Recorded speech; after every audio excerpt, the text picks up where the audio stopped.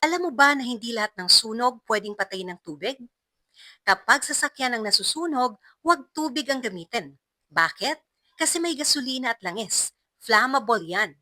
Kapag hinalo ang tubig at langis, lalong kakalat ang apoy at mas delikado. At kung may wiring o battery na nasusunog sa sasakyan, conductive ang tubig. Baka makuryente ka pa. Anong pwedeng gamitin? Pwedeng gumamit ng fire extinguisher na class B at C. Pwedeng gumamit ng buhangin o lupa na magsisilbing pantakip para masakal ang apoy. Pwede rin namang fire blanket kung meron. Mas safe at mas mabilis itong gamitin. Paano naman kung sa kusina ang sunog tulad ng mantika na nasusunog sa kawali? Huwag ding gamitan ng tubig. Parang mantika na tinapunan ng tubig, sasabog at kakalat. Ano ang dapat gawin? Unang-una, patayin agad ang kalan.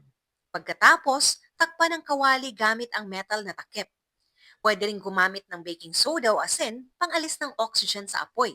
Dahil kung walang oxygen, walang apoy. Huwag ding gawing pantakip ang basang tela. Baka lalong lumala ang apoy. Kaya tandaan, hindi lahat ng sunog, tubig ang sagot.